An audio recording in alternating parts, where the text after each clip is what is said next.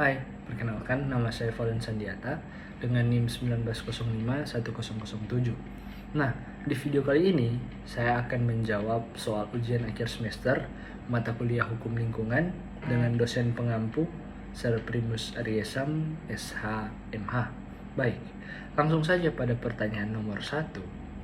Apakah makna filosofi implementasi konstitusi bumi, air, dan kekayaan alam yang terkandung di dalamnya telah tercapai di Indonesia pada saat ini? Adakah jaminan bahwa kekayaan alam akan mendatangkan manfaat bagi generasi saat ini dan mendatang apabila kekayaan alam tidak mengalami kerusakan akibat eksploitasi yang tidak terencana dan melanggar Undang-Undang PPLH?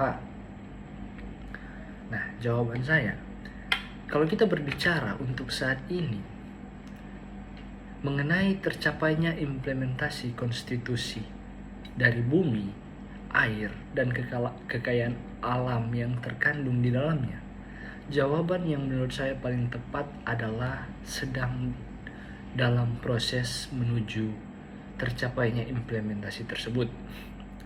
Maka kalau ditanya, apakah ada jaminan kekayaan alam akan mendatangkan manfaat bagi generasi saat ini, baik generasi mendatang? Jawabannya tentu saja. Kekayaan alam akan sangat bermanfaat bagi generasi saat ini dan generasi mendatang. Tapi, ada tapinya. Apabila kekayaan alam tersebut dapat terjaga dan terawat dengan baik mulai saat ini, mulai dari kita, generasi muda, kita harus menjadi pelopor demi terjaganya lingkungan dan kekayaan alam yang ada. Bukan hanya demi kita saat ini, tapi demi anak cucu kita nanti. Bayangkan, apabila kekayaan alam tidak terjaga, apabila kekayaan alam sudah rusak, lingkungan sudah rusak, apa yang akan dinikmati anak cucu kita? Jadi, pada dasarnya, sebagai generasi muda, kita harus menjadi pelopor dalam menjaga lingkungan dan mengatur eksploitasi yang ada. Nah, baik, kita masuk kepada nomor yang kedua. Soalnya adalah, apakah instrumen hukum nasional, baik konstitusi maupun UU RI nomor 32 tahun 2009 tentang PPLH telah menjadi jaminan bahwa aspek penegakan hukum lingkungan berlangsung baik di Indonesia? Jika sudah, apakah indikatornya? Jika belum, apakah faktor penghambatnya? Jelaskan analisa Anda. Baik. Kalau menurut saya, hukum nasional dan konstitusi maupun UU RI nomor 32 tahun 2009 tentang PPLH menurut saya belum menjadi faktor atau indikator untuk mengatakan bahwa penegakan hukum lingkungan sudah berlangsung baik di Indonesia. Saya mengambil patokan dari kasus-kasus pelanggaran hukum lingkungan yang ada di Indonesia, baik pelanggaran hukum lingkungan yang terjadi di masa pandemi atau sebelum masa pandemi atau di masa sekarang. Nah, walau sudah jelas diatur, walau sudah jelas adanya hukum lingkungan, sudah jelas juga diatur dalam hukum nasional, konstitusi, maupun UU RI nomor 32 tahun 2009. Tetap saja banyak oknum atau pihak perusahaan yang melakukan pelanggaran hukum. Nah, sedangkan yang menjadi faktor penghambatnya adalah penegakan hukumnya yang masih lemah, yang masih gampang diputar-balikan dengan uang. Itu merupakan faktor penghambat yang paling besar. Apabila pemerintah kita, apabila pejabat-pejabat yang menjabat mampu menegakkan keadilan, maka tentu saja undang-undang PPLH atau hukum ini yang mengatur tentang lingkungan dapat tercapai. Tentunya apabila penegakan hukumnya sudah kuat, tidak seperti sekarang yang masih lemah. Baik, nomor yang ketiga, yakni persoalan yang sering dihadapi oleh masyarakat dalam penegakan hukum lingkungan adalah akses terhadap keadilan.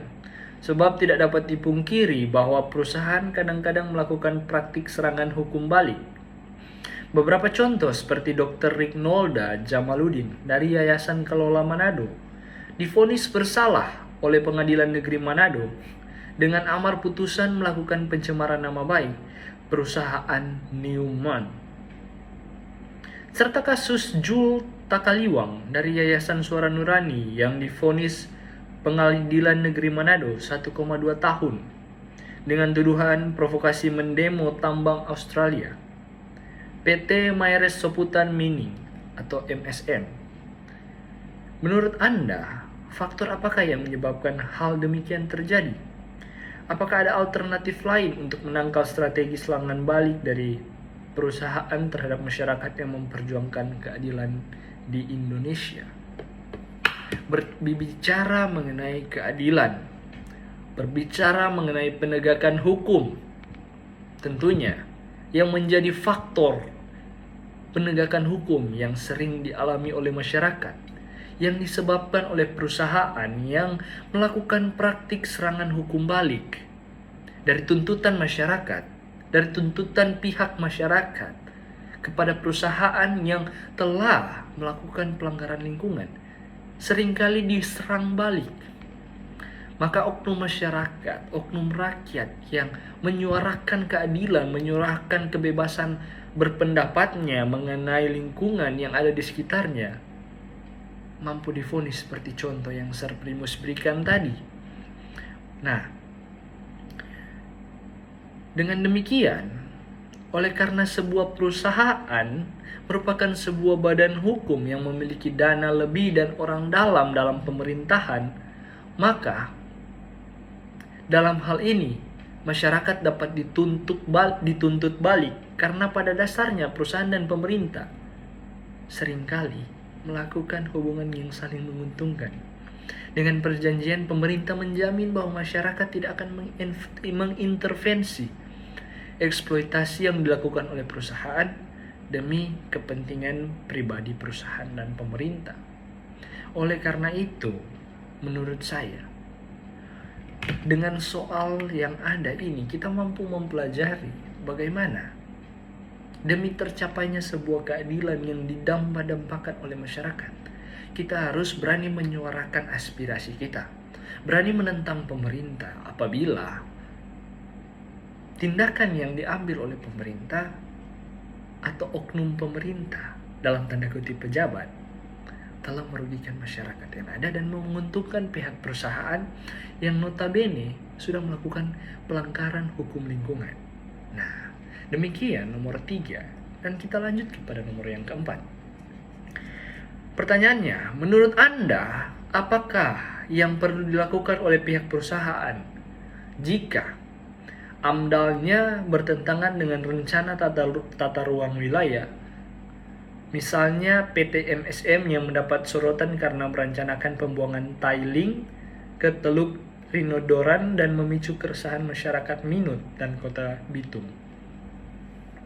Nah, sebenarnya simpel. Hal yang dapat dilakukan oleh perusahaan adalah langkah pertama, mencoba menegosiasikan dengan masyarakat setempat, penduduk setempat, guna mencapai kata sepakat melalui mufakat dan musyawarah. Namun, apabila percakapan atau musyawarah yang dilakukan oleh pihak perusahaan terhadap masyarakat tidak menemui titik temu, ada jalan kedua yang mampu dilakukan oleh pihak perusahaan, yakni mengubah AMDAL yang bertentangan dengan rencana tata ruang yang ada. Maka demikian, apabila AMDAL yang dirubah karena bertentangan dengan rencana tata ruang yang ada, tidak akan merugikan kedua belah pihak. Tentunya perusahaan harus memutar balik lagi rencana yang ada, menyusun kembali. Namun guna menjaga lingkungan, guna menjaga pemukiman rakyat yang notabene adalah masyarakat kita sendiri, masyarakat Indonesia, maka harus ada yang berkorban, harus ada yang mengalah. Nah, karena perusahaan juga mendapat keuntungan dari hal tersebut, dan pemerintah juga bertanggung jawab apabila pemerintah mengesahkan, maka yang diresahkan juga masyarakat. Baik, kita masuk kepada nomor yang kelima. Apa yang dimaksud dengan tanggung jawab mutlak atau strict liability? Menurut pasal 88 UU RI nomor 32 tahun 2009, bagaimana contohnya? Baik. Strict liability atau tanggung jawab mutlak dapat diartikan bahwa pelaku usaha harus bertanggung jawab atas kerugian konsumen tanpa harus membuktikan ada tidaknya kesalahan pada dirinya. Setiap penanggung jawab usaha, dalam hal ini perusahaan, atau kegiatan yang melakukan perbuatan melanggar hukum berupa pencemaran atau perusakan lingkungan hidup yang menimbulkan kerugian pada orang lain atau lingkungan hidup, wajib membayar ganti rugi dan melakukan tindakan tertentu guna menangani permasalahan tanggung jawab yang ada. Demikian mungkin nomor 5. Kemudian nomor yang ke-6, apakah yang dimaksud dengan prinsip pencegahan dini, the precautionary principle, dalam hukum lingkungan, dan apakah acuan yang dipakai untuk mengaplikasikan prinsip pencegahan dini? Prinsip pencegahan dini menurut hukum lingkungan atau precautionary principle. Prinsip pencegahan dini mengandung suatu pengertian bahwa apabila ada ancaman yang berarti atau adanya ancaman kekuasaan lingkungan yang tidak dapat dipulihkan serta ketiadaan temuan atau pembuktian ilmiah yang konklusif dan pasti, tidak dapat alasan untuk menunda upaya-upaya untuk mencegah terjadinya kerusakan lingkungan. Nah, yang menjadi acuan yang dapat dipakai untuk mengaplikasikan prinsip pencegahan dini adalah tentunya undang-undang yang ada, hukum yang ada. Kalau kita mengetahui, kalau kita paham dengan hukum yang ada, maka pencegahan mampu kita lakukan. Apabila kita tidak memahami atau tidak mematuhi hukum yang ada, untuk apa dicegah? Untuk apa dikatakan sedia payung sebelum hujan apabila sudah terlanjur melakukannya? Nah, jadi pada dasarnya semua tentang lingkungan berawal dari kita manusia, berawal dari kita anak muda, berawal dari kita masyarakat Indonesia. Kalau bukan kita yang menjaga lingkungan, kalau bukan kita yang merawat, menata, mengelola, siapa lagi?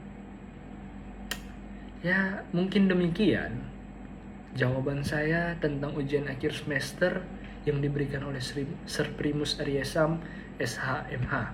Nah, akhir kata saya mengucapkan banyak terima kasih kepada Sir Primus yang sudah menuntun dan menata pola pikir saya mengenai hukum lingkungan, mengenai lingkungan. Demikian, saya juga sangat berterima kasih karena Sir Primus sudah membimbing saya sampai saat ini sehingga saya mampu memahami konsep tentang lingkungan, memahami betapa pentingnya lingkungan, mengerti akan apa arti dari menjaga sebuah lingkungan. Tujuan utamanya agar bisa bermanfaat bagi kita manusia saat ini maupun di saat masa yang akan mendatang. Demikian dari saya, terima kasih.